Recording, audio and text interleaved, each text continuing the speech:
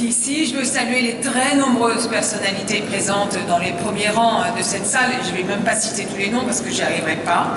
Je veux dire un mot tout particulier aux élus du Val-de-Marne, aux maires de nos gens qui nous accueillent, à mes amis Christian Cambon, Laurent Lafont, Didier Doucet, Jean-Pierre Barnaud et Jean-Jacques Gigou. Je veux faire un petit signe amical à Yann Derling et à Chantal, qui seront aux côtés de Valérie pour faire, au fond de l'Île-de-France, la région pionnière en matière de lutte contre le changement climatique. Vous pouvez les applaudir, ils sont très bien figurés.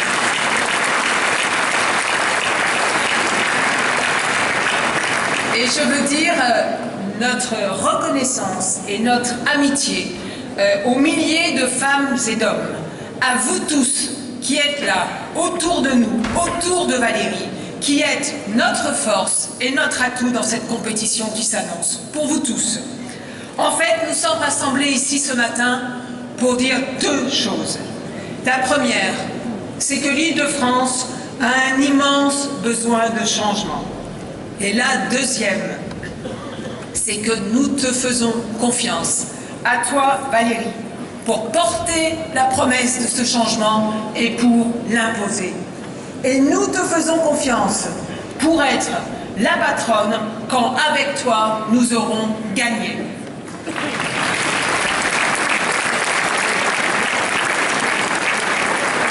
Nous vous devons beaucoup plus. C'est le slogan que tu as choisi pour ta campagne, Valérie. Eh bien, moi, je trouve qu'il sonne juste. Oui, nos concitoyens sont en droit d'attendre plus de leurs élus, d'attendre d'eux un comportement exemplaire, d'attendre d'eux efficacité et humanité, d'attendre d'eux que l'intérêt général passe avant les intérêts particuliers, d'attendre d'eux des solutions simples, concrètes, car aujourd'hui, vous le savez bien, vous le mesurez tous les jours, vous tous, les élus de terrain, c'est à vous qu'il revient souvent de prendre le relais d'un État dépassé, mal organisé, impécunieux, imprévoyant et incohérent trop souvent dans le temps. Et dans les temps de crise lourde auxquels nous sommes confrontés, nous, les citoyens de la première région de France, nous, dont la vie quotidienne dépend tellement des choix de l'administration régionale, nous, citoyens, dont la vie est si souvent gâchée par des choix mauvais ou insuffisants, eh bien, nous avons le droit d'espérer une région nouvelle pour une vie nouvelle. Et nous savons bien qu'il ne s'agit pas seulement de notre vie à nous, de notre vie de travail, de notre vie de famille, de nos transports, dans une région où le transport occupe le plus de temps de vie, de notre vie de travail, dans la région qui abrite le plus d'entreprises, de nos lycées et des organismes de recherche, dans la région qui dépend tellement de la formation et de l'économie de l'avenir. Il ne s'agit pas seulement de nous, car l'Île-de-France, ce n'est pas seulement un Français sur 5, c'est aussi un tiers de la production et de la richesse de notre pays tout entier. Et l'exigence, l'attente de changement que nous portons, c'est pour nous et c'est légitime et c'est important. Mais c'est aussi une exigence et une attente de changement pour le bien de notre pays tout entier. Et nous savons une chose, le Parti socialiste qui est au pouvoir dans notre région depuis 17 ans, le Parti socialiste dont le seul souci est de garder ce pouvoir, le Parti socialiste dont les pratiques, les habitudes, le langage n'ont pas changé dans cette région depuis près de 2 décennies, ce Parti socialiste-là ne changera rien. Par nature, je n'aime pas le sectarisme et les réflexes partisans. Par nature, je pense qu'il y a des personnalités intéressantes, quelquefois de tous les bords. Mais je sais une chose, le Parti socialiste dans son appareil, dans ses attitudes, dans ses archaïsmes, est inapte à porter le changement nécessaire.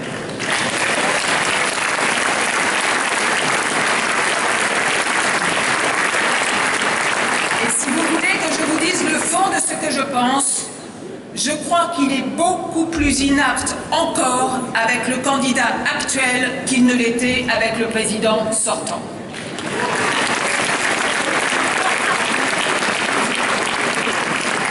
Mes chers amis, nous voulons un changement pour notre grande région.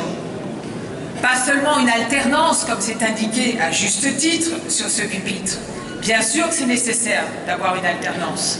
Mais nous voulons aussi un vrai changement dans les politiques publiques, dans la manière de faire, dans la manière d'agir, dans la manière de décider, dans les attitudes et dans les comportements.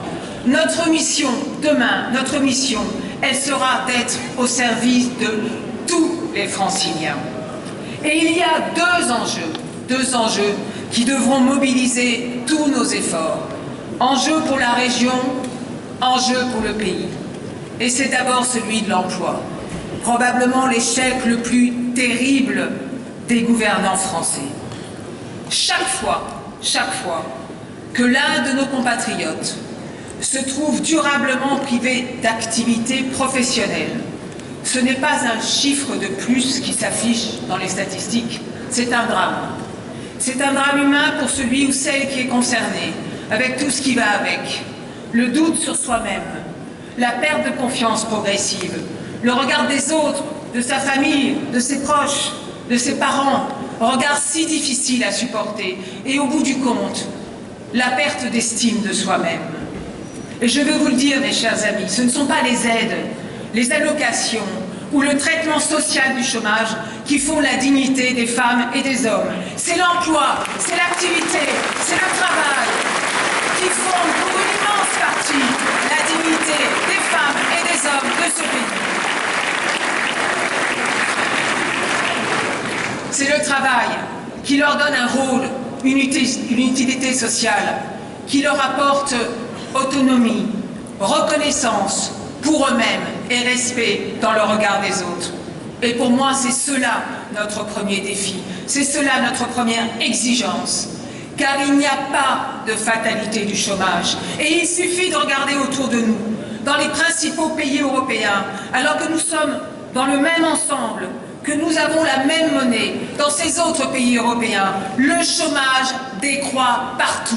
Et il décroît fortement. Et cela pour une raison simple. Tous ces pays qui nous entourent, ils ont fait les réformes nécessaires.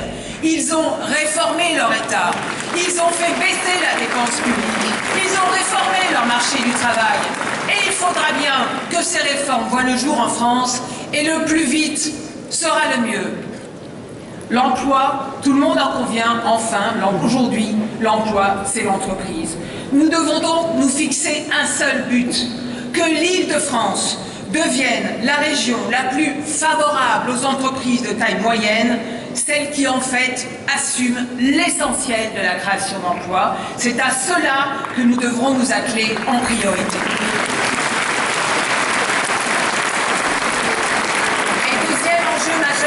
Il a évidemment un lien très important avec le premier enjeu de l'emploi. C'est celui de l'école, c'est celui de l'apprentissage, c'est celui de la formation tout au long de la vie. Il nous faudra reconstruire une école où tous les enfants de la République maîtriseront la lecture, l'écriture et comprendront désormais le sens des mots, ce qui n'est pas le cas aujourd'hui. Je vous rappelle que 40% des élèves rentrent aujourd'hui au collège, rentrent aujourd'hui en 6e, sans maîtriser la lecture et l'écriture, des enfants qui seront perdus, évidemment, dans toutes les matières dans les années qui viennent, et qu'on retrouvera durablement sortis du système éducatif, sans aucune validation, et évidemment sur le bord du chemin. Alors il nous faudra, et je pense que la région a un rôle pour innover dans cette matière, il nous faudra repenser un collège qui ne soit pas uniforme, mais qui soit en capacité d'offrir des parcours différenciés, d'offrir des parcours adaptés, un collège qui soit ouvert sur la vie professionnelle et qui propose des chemins d'excellence à tous les élèves, dans tous les domaines,